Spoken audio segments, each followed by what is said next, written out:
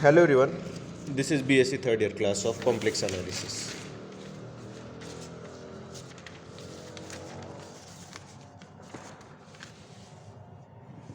Now, today we are going to discuss analytic function.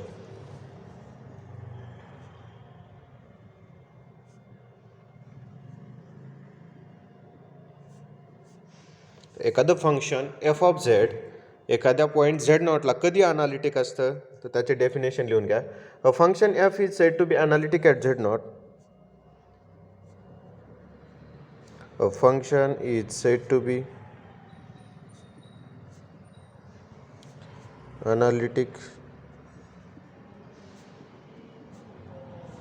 analytic at z naught if f of z is a differentiable in the neighborhood of in the some neighborhood of z naught. If f of z is differentiable in some neighborhood of z naught, that is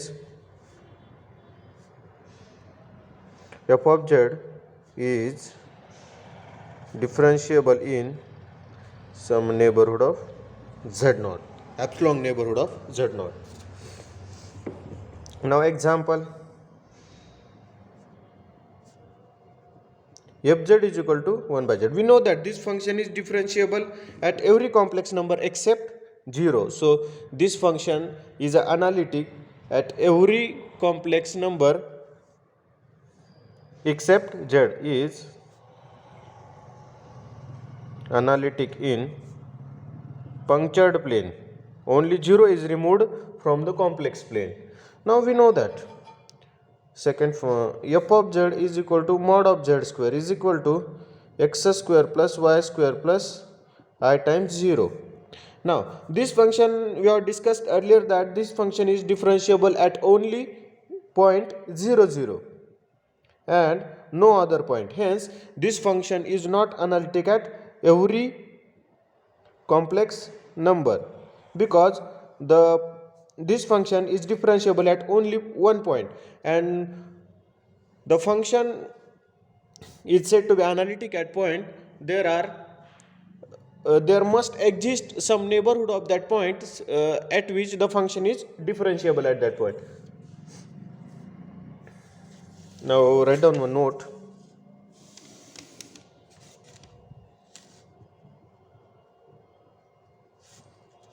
If two functions are analytic in domain D,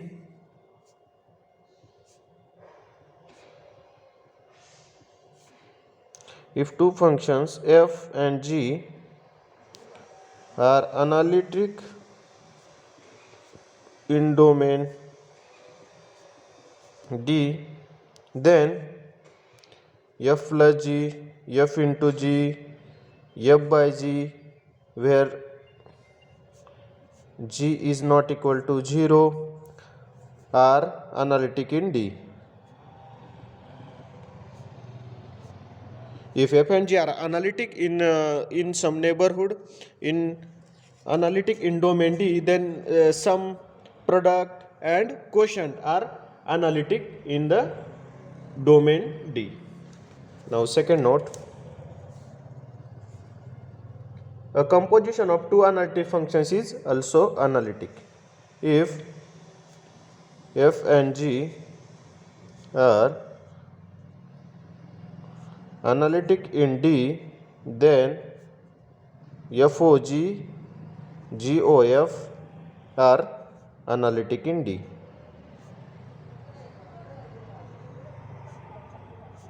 And d by dz of FOG of z is equal to f dash of g of z into g dash of z. Now one theorem.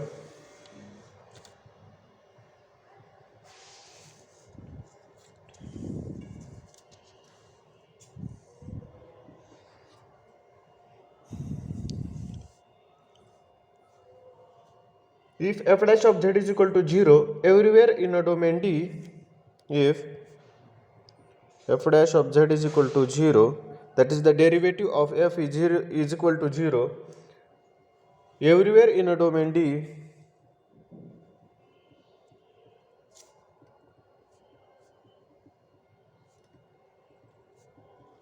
Everywhere in a domain D, then f of z must be constant throughout the D.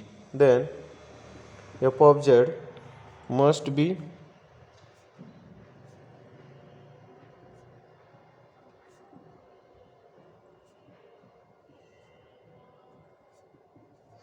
now it is given that if fz is equal to u of xy plus I v of xy and f dash of z is equal to 0, it is given for all z belongs to the domain D, then we have ux plus ivx is equal to 0 and uy minus ivy vy minus iuy is equal to 0. So this implies that ux equal to uy equal to 0 and vx equal to vy equal to 0. This implies that u of xy is a constant, and this implies that v of xy is constant. So from this we can say that if u and v both constant functions, then fz must be constant. Fz is constant function.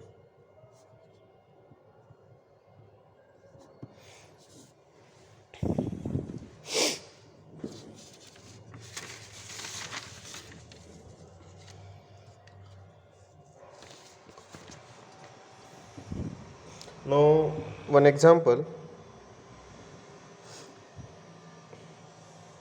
the quotient function, the quotient fz is equal to z cube plus 3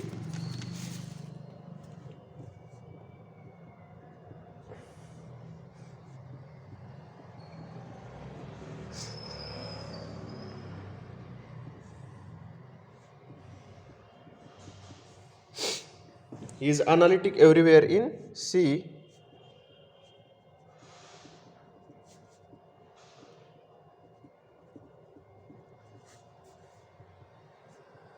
Everywhere in C except the points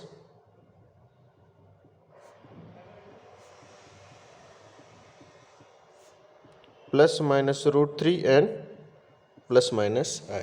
Now see the function. This is quotient function, this is rational function, and this is the quotient of two rational functions.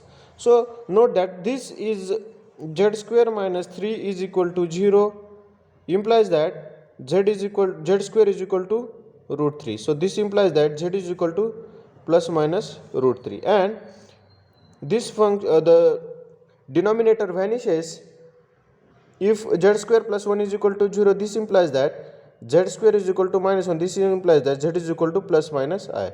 So only at these 4 points the denominator of the function vanishes. So remove these points from the complex plane, and the remaining plane, on the remaining plane fz must be analytic. So fz is analytic on C minus plus minus I plus minus root 3. Only remove these 4 points, then on that plane the function is analytic.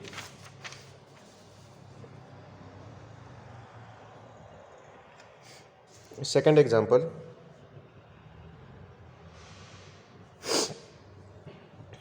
fz is equal to cos hyperbolic x cos y sin hyperbolic x sin y. Here this is u of xy, this is v of xy.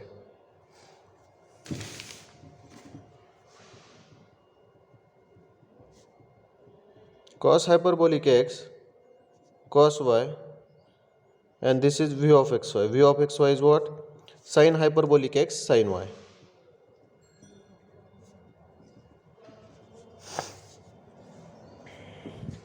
Now find ux. Ux is equal to sin hyperbolic x cos y. Uy is equal to minus cos hyperbolic x sin y. Now Vx is equal to cos hyperbolic x sin y. Vy is equal to sin hyperbolic x cos y. Now according to the Cauchy-Riemann equation, ux is equal to vy and minus of uy is equal to vx. So this satisfies Cauchy-Riemann equation. Ux is equal to vy and uy is equal to minus vx, and all partial derivatives are exist and are continuous at every complex number. Therefore this function is analytic on C. So we can say that this function is a entire function. If the function is, if write down one note, if the function is analytic in the whole complex plane C, then we say that the function is entire function. Then f is called an entire function.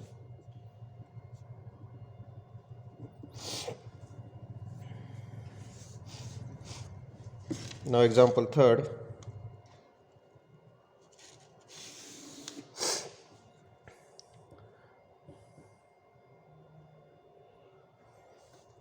Fz is equal to u of xy plus I v of xy. Then conjugate f dash of z bar is equal to u of xy minus I v of xy. So let f of z bar is equal to capital U of xy plus I capital V of xy, where capital U of xy is equal to small u of xy and capital V of xy is equal to minus of small v of xy. We know that the Cauchy-Riemann equation ux equal to vy and uy is equal to minus vx. So if we apply this for capital U and V, then what? Ux equal to capital Vy and uy equal to minus of capital Vx. So ux is what? Ux is as it is. Now Vy is minus of Vy, small Vy. Now uy is uy as it is, and minus of Vx is plus Vx, small Vx. Now if we compare these first and second, now equation 1 plus equation 2 gives 2ux equal to 0. This implies that ux equal to 0 and 2uy equal to 0. This implies that uy equal to 0. Similarly, if we equation 1 minus equation 2, then what will happen? So Vx equal to 0 and Vy equal to 0. This implies that Fz is a constant function.